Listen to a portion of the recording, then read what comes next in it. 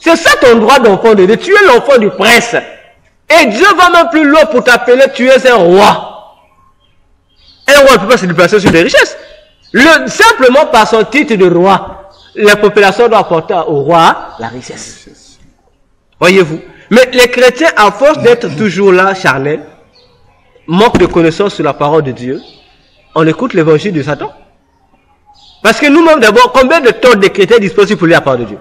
Faites les soirées même là un dimanche. Faisons circuler le micro. Du lundi à ce dimanche, le dimanche matin là. En termes normaux, si on prend, chacun devait venir avec 7 passages bibliques. Posez seulement la question, vous allez écouter. Ah, j'ai failli les temps. Ah, les gens commencent à... Mais comment, alors qu'on dit que Jésus a dit dans Matthieu 4:4, la parole de Dieu c'est la nourriture de notre homme intérieur. Donc nous ne mangeons pas ça. Bon, déjà, tu ne lis pas la parole. Comment veux-tu être spirituellement fort? Tu lis pas la parole. Comment veux-tu avoir la connaissance? C'est facile. Donc, l'apostasie vient facilement t'embaloter et t'emporter à tout vent de doctrine. Parce que tu n'es pas assis, tu n'es pas enraciné. Ça, c'est le premier point. Le deuxième point, c'est quoi? Le manque d'enseignement. Comme avait prophétisé Dieu dans Amos 8, le verset 14. Il dit, il viendra dans Amos 8, 11 à 14, il viendra un temps où il y aura la famille dans le monde. Quelle famille? Dieu dit, pas la famille du pain, mais la famille de la parole. C'est cette famille de la parole. Il n'y a plus la parole de Dieu, l'originalité, il n'y en a plus. C'est maintenant l'évangile social qui nous est prêché. Non, il faut être bien, l'excellence. Dieu veut que nous soyons excellents. Dieu veut que nous soyons ceci. Dieu veut que nous soyons excellés. Dieu veut que nous soyons... Non, on ne vous prêche plus le ciel. On vous prêche maintenant un évangile, c'est ce qu'on appelle le coaching professionnel. Comment bien vivre, le bien-être. Comment bien vivre. Mais est-ce que même si tu t'habilles de manière excellente, est-ce que c'est ça qui va t'amener au ciel? Non! Ce qui t'amènera au ciel, c'est la vie de la consécration. Bon, on ne te prêche pas ça. Donc comment voulez-vous que les gens soient sauvés? Il y a une église ici, vous connaissez là, ça se trouve ici, c'est répandu ici. On prêche que l'excellence. Les gens pensent que les vestes dans cette église-là. Bien. Les gens pensent que des costumes. Ah. Et du pasteur à Adèle, tout le monde porte que chic. C'est des Congolais ou des... Oh, tu connais? Hein? Tu connais, ça existe ici cette église-là. On porte, dès que tu vois ces frères-là, donc tu vas croire que ce sont des hommes d'affaires. Ils parlent que d'excellence. On parle que d'excellence. C'est ICC, je crois. Voilà, on parle que d'excellence. Maintenant, j'ai fait cette excellence moi-même. Et j'ai également demandé à un homme de Dieu. Mais c'est que Dieu est vrai là. Ah non, moi j'ai expérimenté ça. Je dis pas que j'ai des amis qui prient là-bas. J'ai dit d'accord. Vas-y. Va poser la question qui concerne qu'on appelle le bien-être là. Oh papa. Après pose la question qui concerne la parole. Bien-être. Oh. Oui, un enfant de Dieu doit régner. Il doit être fiancé. Il doit ceci. Mais on pose moi la question, mais parlons un peu de la Bible. De la doctrine. Zéro. Ils ne connaissent pas la doctrine. Donc ils connaissent seulement les versets bibliques qui parlent de l'excellence. Faut régner. Non, nous sommes la tête, pas la queue. Nous sommes ceci. Dieu nous a bénis. On doit faire ceci. Mais les versets bibliques qui réglementent la conduite d'un chrétien, il ne connaît pas. Mais c'est lui qui dit, il est ancien, là-bas. Il est ancien. À Tchétché ici. Il est ancien. Mais lorsqu'il prend le micro là, avec l'holocauste là, avec la cravate là, oh, tu dis que le gars a l'onction. Mais lorsque tu lui en viens maintenant sur la doctrine, il ne connaît rien. Bon, attends, parce que les églises, au lieu d'enseigner les gens la doctrine qui doit mener au ciel, vous leur montrez des accessoires, des choses que tu es ça, et que tu n'es pas ça, ça ne t'amène pas au ciel. Que tu sois riche ou pas riche, ça ne va pas t'amener au ciel. Que tu puisses porter de manière excellente, ou que tu puisses, comme on te dit, régner, ou avoir beaucoup d'affaires dans le monde, ça ne peut pas t'amener au ciel. Ce qui t'amène au ciel, c'est ta sanctification, autrement dit, l'obéissance à la doctrine de Jésus. Tu n'obéis pas, tu vas pas au ciel. Voilà le côté que les églises sont en train de faillir. C'est comme on disait tout à l'heure. Une église où on prêche que bénédiction, c'est bénédiction. Prenons un cahier. Moi, j'ai ma propre belle-sœur. Le cahier de ma belle-sœur qui était au chapelet de vainqueur. J'ai pris son cahier, j'ai jamais oublié cette année-là. C'était pour, nous quittions 2016 pour entrer, on est dans le 1er janvier 2017. Pasteur, je suis allé chez eux le matin. Ils revenaient également de la nuit de prière organisée par Chapelle de Vainqueurs. Ils sont allés, pasteur, j'ai pris son cahier. J'ai dit, montrez-moi quand même dans le cahier, je vois ce qui vous a été enseigné. Pasteur, du 1er janvier, je dis bien, jusqu'au 31 décembre 2016, les thèmes, bénédiction, prospérité, tu réussiras. Voilà, je n'ai pas vu un seul thème là-bas qui parlait même de Jésus. Je n'ai pas vu un seul thème là-bas qui touchait la conduite de l'église, je n'ai pas vu. Il n'y en avait pas, il n'y avait que ça. Bon, comment voulez-vous avoir des frères et des sœurs corrects devant Dieu avec ces tels enseignements? Onction, dimension, c'est riche. Bon, attendez, avec tout ça, comment voulez-vous avoir, comme a dit 2 Corinthiens 3, 16, 17, des chrétiens qui sont bien formés pour Christ? Comment? Vous aurez que des chrétiens qui ne sont qu'à coller aux bénédictions. Là, la vie du péché, c'est pas son problème. Alors que, à cette époque-là, cette sœur et mon frère vivaient dans la fornication. Donc, le pasteur ne voyait pas ça. Le pasteur voyait toujours. Comment voulez-vous que l'église de Dieu puisse être mature? Impossible. Et si Jésus venait, tous ces mondes-là restent. Parce que pour eux, le péché, comment tu fais le péché n'existe un peu dans leur tête. Chacun mène sa vie comme il veut. L'essentiel, Dieu va te bénir. L'essentiel, Dieu va te bénir. Mais ça, c'est quel évangile? Alors que même Jésus, Jean-Baptiste, qui est le précurseur de l'évangile, il commence l'évangile avec un mot. Répondez-vous. Parce que la cognée est déjà mise. On est prêt à couper. Répondez-vous, produisez des fruits de repentance. Jésus, à son tour, lorsqu'il ouvre la bouche, la première parole qu'il déclare, c'est que répondez-vous, car le royaume de cieux est proche. Dans Matthieu 28, il dit aux apôtres, faites des nations mes disciples. Mais qui est un disciple? C'est celui qui doit ressembler à Jésus. On n'a pas donné aux chrétiens et non chrétiens par rapport aux bénédictions. C'est par rapport à leur vie qui reflétait Christ. Aujourd'hui, c'est l'inverse. On nous prêche tout. Mais c'est qui est lié à la vie de Christ, à la crainte, on prêche plus. À tel point, il y a même des hommes de Dieu qui sont courageux, qui disent, même dans ton péché, Dieu va te bénir. Mon Dieu, même si dans le péché, il va te bénir. Ah, heureusement que c'est ton Dieu. Si c'est le Dieu de la Bible, vraiment, scandale. Quand c'est ton Dieu, on ne peut pas voir ton Dieu. Voyez-vous? Alors que l'enlèvement est proche, quelle qualité de chrétien Jésus venait-il prendre? Voilà pourquoi Jésus a posé une question. Jésus avait dit, lorsque le Fils de l'homme reviendra, trouvera-t-il la foi sur la terre? Déjà, dans cette liste-là, les païens sont exclus parce que les païens, la foi ne les concerne pas. Quand il s'adressa aux chrétiens pour dire que le nombre de personnes qui garderont la foi en lui ces jours-là, c'est-à-dire que rare c'est petit. C'est presque inexistant. Parce que le nombre de chrétiens que nous sommes dans le monde et le nombre de chrétiens qui ont l'enlèvement, pasteur, c'est ça grave. En 2017, je pense bien, en 2017, je suis à Brazzaville, à Ouenze, logé dans un hôtel. Le Seigneur me dit, dans tout Brazzaville ici, en 2010, dans tout Brazzaville ici, il n'y a que 10 églises qui m'appartiennent. Bon, pasteur, je sais que Brazzaville, la manière dont il y a une église ici, mais Jésus dit, il n'y a que 10 églises qui l'appartiennent dans mon pays, dans ma ville capitale, Brazzaville. Bon, imaginons-nous d'abord la suite, pasteur. Bon, imaginons-nous, moi je me baladais à Brazzaville, je voyais des églises, des grandes églises même, comme on le dit, humainement parlant, avec beaucoup de brebis. Mais Jésus dit qu'il n'y a que 10 églises qui m'appartiennent. Bon, imaginons-nous, bon, prenons seulement s'il y a 50 églises. Donc il y aura 40 déjà qui n'appartiennent pas à Jésus, cela déjà égaré. Bon, sans compter les églises qui se disent chrétiennes, mais qui ne sont pas chrétiennes, mais qui ont à la tête un prophète majeur. Bon, tout cela déjà, ils sont de fils égarés. Bon, si on fait, comme on dit en mathématiques, on fait l'assurage, on essaie d'enlever. Ça va rester combien? Voilà pourquoi il y a un homme de Dieu, lorsqu'il a été, le Seigneur lui a fait visiter le ciel. Il dit, je vous dis, il dit, moins de 10% des chrétiens. Non, il a dit, 2% des chrétiens seulement iront au ciel. Mais le pasteur a été insulté. On dit, tu es sorcier, quitte là, comment ça? Toutes les églises, tu vois ici, comment tu bénis 2% seulement? Pourquoi les gens réagissent ainsi? Ce sont les ignorants.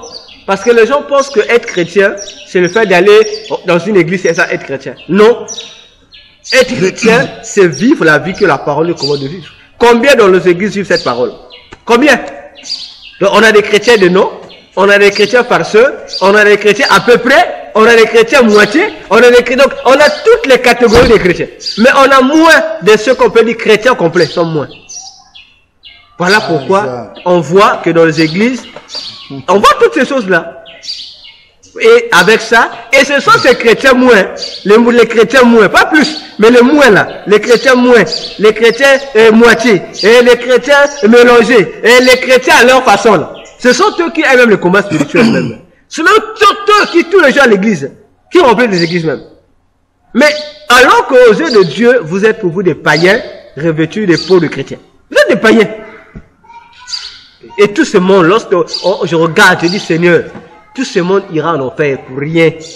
Simplement parce qu'ils ont des bergers qui ne leur présentent pas la vérité. Alors que dans Romains 1, 18, Paul dit, la colère de Dieu se révèle contre ceux qui gardent la vérité de Dieu captive.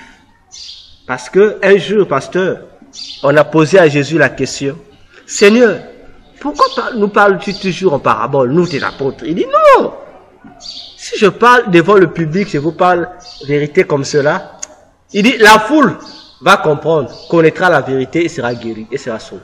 Ah, donc on comprend que lorsque la vérité est dite clairement, ça guérit et ça sauve.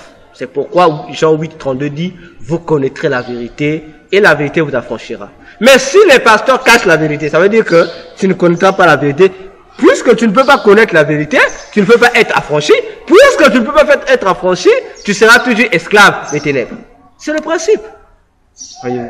Et c'est un principe qui est comme ça. Et là, au lieu que le pasteur cache la vérité, ce sont les fidèles qui fuient la vérité. Voilà. Et lorsque tu lui apportes la vérité, c'est toi qui traites de mauvais. Alors que tu dis, bon, le seul moyen pour nous découper, lisons. Il ne veut même pas lire. Il ne veut pas lire la parole. Bon, j'ai rencontré quelqu'un, une sœur, on partageait la parole. Il me dit, non, c'est que tu dis là, est faux. Je dis, comment c'est que je dis faux? Non, c'est faux, c'est ton intellectualiste qui parle. Oh, ok. J'ai dit, d'accord. Lisons la Bible. Non, je ne lis pas la Bible. Oh. Mais c'est ce que je dis est faux. Pour attester que c'est faux. Pour que qu'il y a quelque chose avec quelqu'un, tu vas comparer. J'ai dit, comme tu vas dire, je vais le dire pour toi. Je lis l'écriture qui connaît ce que lui fait. Et la soeur me dit, de toute façon, la Bible en question, il battra son écaillard. Wow, bon, j'ai dit, pasteur, je vais lui faire un débat. Je fais laisser tomber parce que j'ai compris, au fait, tu es un chrétien, pasteur. Tu n'es pas chrétien, tu es encore pareil, toi, tu es converti. J'ai dit, voilà, vous savez toujours contredire les gens. Lorsqu'on vous cite l'écriture, vous revenez aux écritures. Et finalité, non, Bible, non. Non, si tu es chrétien, notre sport, c'est la Bible. Peu importe le niveau de ton pasteur. Si ce qu'il a dit est faux, ça reste faux. Donc, voilà un peu les réalités qui font que les églises ne puissent pas connaître ces choses. Car une église qui comprend la véracité spirituelle du mystère du temps va changer sa façon de faire. Parce que Jésus a même dit aux apôtres dans Matthieu 26, vous n'avez même pas pu veiller avec moi, ne fût-ce qu'une heure. Jésus n'est pas loin, il n'a même pas dit 2 heures. Il dit juste 1 heure, je vous ai donné, vous n'avez pas pu juste 1 heure. Il dit voici maintenant l'heure de puissance des ténèbres. Ah, il ne comprenait pas, il voit la foule. Pierre a voulu agir, mais non, coupez, Jésus dit Pierre, laisse. Si j'avais besoin d'envoyer, de me défendre, je ordonnais aux anges de mon Père de venir. Il remet l'oreille. Pierre était confus. Parce que tu dormais. Pendant qu'on dit veiller, tu dormais. Or, si tu veillais, tu allais voir ce qui devait se passer. Il devait voir comment les gens arrivaient. Et Jésus allait expliquer. Ah, voilà le concile. Mais déjà, vous dormiez. Donc, ce qui s'est passé entre Jésus et l'ange là-bas, ils n'ont rien vu. Ils n'ont rien su. Parce que quoi, la Bible dit que tellement que la journée, les yeux étaient appesantis, il dormait, il était fatigué. Et Jésus répond, Jésus n'a pas tenu compte de la faiblesse. Il dit, oui, la chair est faible, mais l'esprit est bien disposé. Quand on leur dit, ne prenez pas prétexte, vous êtes plus fort que la chair. Voyez-vous, 1 heure seulement pour la prière. Veillez seulement 1 heure dans la prière. Ils n'ont pas pu. 1 heure seulement. Bon, déjà dans 1 heure, Vous savez, dans 1 heure, les choses que les démons peuvent te faire, dans 1 heure. Dans une Job a maudit, ça dit, ma journée soit maudite. Moi, je maudit, le jour, il n'a pas encore maudit sa journée. Même pas 1 heure. Ça prend quelques minutes seulement. Ah, je maudis, ceux qui maudissent les journées, moins d'1 heure. Juste en quelques minutes. Une vie peut être détruite. Les sorciers qui vont nous maudire là, ils font comment? Ils prennent 1 heure pour maudire. Il dit seulement, Pasteur Nestor, tu ne dois pas te marier. Il a fini, il a changé. Qui encore? Isabella, toi, je te lis dans tes mains. Il faut combien de minutes? Même pas 1 minute à déclaration avec des faits. Pourquoi? Parce que, c'est ça, c'est ici qu'on va terminer. Parce que les gens ignorent même le pouvoir des déclarations. Tu ne peux pas, si tu ne sais pas, tu ne connais pas les Écritures, les versets bibliques, tu ne peux pas bien prier. On va prendre un passage.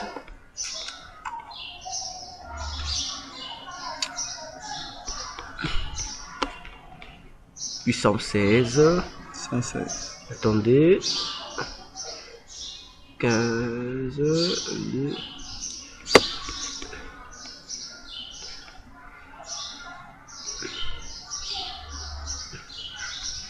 Psalm 18.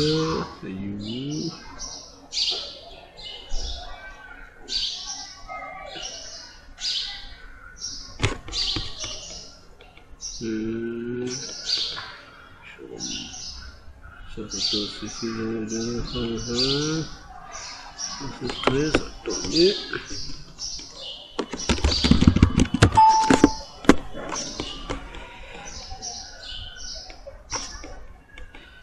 $117, 118, 116.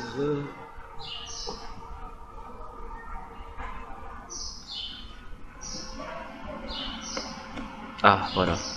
Puis Psalm 147, verset 15. 147. Oui, Psalm 147, verset 15. Écoutez l'ordre qui a été donné. Vous allez comprendre comment la malédiction ou la bénédiction atteint les gens. 147, hein? Oui, verset 15. Verset 15. Disons au nom du Seigneur. Nous bénissons notre Dieu. Il envoie ses ordres sur la terre. C'est là? Sa parole court avec rapidité. Alors, pasteur, expliquez-nous ça. Dieu envoie, il est au ciel, il donne les ordres. On dit la parole de Dieu court avec rapidité. Il y a une vitesse qu'elle vient. C'est pourquoi on comprend pourquoi on dit souvent que Dieu dit, lorsque nous prions, il nous répond aussitôt. Mais le problème, c'est la vitesse de la parole là. La parole vient avec toute vitesse. C'est une parole qui se déplace. Alors, la vitesse de cette parole dépend de quoi? Dès que ça quitte le monde de Dieu, ça vient sur la terre, ça vient à toute vitesse. Et ça va commencer à ralentir selon l'état d'âme de celui qui attend. Si tu n'es pas persévérant, ça l'embine. Dieu dit, j'avais déjà répondu, mais le problème c'est avec quelle attitude reçois-tu cette parole-là? Et c'est la même chose avec les satanistes. Parce que lorsqu'il y a un sorcier maudit, il parle. Il y a une puissance qu'il dégage. Et c'est cette puissance qui sort de sa bouche et qui est convoyée par des esprits avec qui il travaille et qui amène ça pour coller cela. Mais si tu pries déjà, tu ne connais pas les versets bibliques. Tu pries, comme on dit, vrac. Ta prière n'aura pas d'efficacité. Parce que tu n'as pas un repère. Les sorciers, les magiciens, tout le corps de Satan là, nous maudissent en tenant compte de la Bible. Il dit, la Bible avait interdit ceci. Comme lui fait ceci, on te maudit par rapport à cela. Voyez? Ils vont, attendez, Satan fait quoi de nouveau? Il prend que ce que Dieu a fait, il fait l'inverse.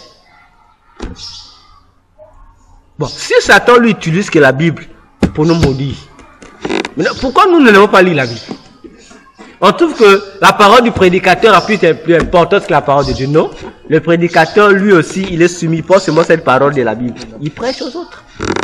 Donc voilà un peu les mystères sur les mystères dont nous parlons sur le temps. Quoique on n'a pas eu le temps d'aborder le démon de février. On en a abordé encore. Donc c'est cela, à moins qu'il y ait des questions que nous terminons. Non, je me plains seulement de ne pas avoir de clés. Le QSB? Il faut du soin, justement pour en avoir. Parce que c'est pas facile de retenir dans la tête. Bien sûr. Ce n'est pas aussi facile de tout écrire. Ah, vous ne pouvez pas tout écrire. En vrai, je ne peux pas tout écrire, c'est normal. Pas facile. C'est normal. C'est vrai que de temps en temps, ça peut revenir dans la tête. Oui, mais on ne retient pas tout, hein. Au moment opportun. Réécouter est différent. Ouais. Lorsque je réécoute, ça a une autre, ça donne une autre dimension. Tu écoutes, tu as la facilité même de reproduire, de réécrire tout ce qui a été dit. Dans ce sens-là. Ouais. Sinon, aussi, très important, prochainement, non seulement que nous allons continuer, mais nous y reviendrons. Nous y reviendrons. C'est très très utile. Le temps, justement. Il faut comprendre le temps, il faut comprendre aussi les forces qui agissent dans le temps. Ils sont nombreux. Ils sont très nombreux. Aujourd'hui, par rapport aux prédicateurs, nombreux commencent à renoncer à l'existence de démons. Ouais. Ils n'existent pas, c'est de l'imagination, non, c'est... Et voilà, il y en a aussi qui enseignent comme quoi Dieu, il ne faut pas le personnaliser, c'est une force, c'est l'occultisme. C'est une lumière et c'est l'occultisme. Alors que la Bible parle bien de la personnalisation. Il est personnifié. Il est lumière, oui, mais c'est une personne qui est assise sur le trône. On n'a jamais vu une boule de lumière sur le trône, c'est une personne qui est assise sur le trône. Puisqu'il marche, il parle, il se déplace, il touche. C'est Dieu qui dit, j'ai ma main. Non, la main de Dieu est symbolique. J'ai dit à un prophète une fois, papa, il faut bien lire ta Bible. Non, lorsqu'on parle de la main de Dieu, Dieu n'a pas de main. J'ai dit, qu'est-ce que vous dites? Bon, d'accord, Dieu n'a pas de main, mais c'est quel homme? Dieu a créé l'homme, l'homme a été créé à base de qui? Est-ce que celui qui a créé l'œil ne voit-il pas? Voilà. C'est qu'il a aussi l'œil. Tout ça, c'est parce que les gens ne sont pas spirituels. Car moi, j'appelle ça carence d'intimité avec Dieu. Tu es déconnecté et Dieu ne te parle plus. Tu ne peux pas recevoir des choses nouvelles. Parce que, on est désespéré. Je connais déjà. J'ai pris le temps d'aller prier pour... Non, je me suis limité là, je connais déjà. Mais en faisant ainsi, il y a plusieurs choses qui seront ignorées. Parce que tu ne pourras pas comprendre ça. C'est comme ça. Tu ne peux plus puiser à la source. Voilà. Tu te contentes de l'eau que tu as mis dans le seau. Voilà. Ça va se salir après. Voilà. D'accord.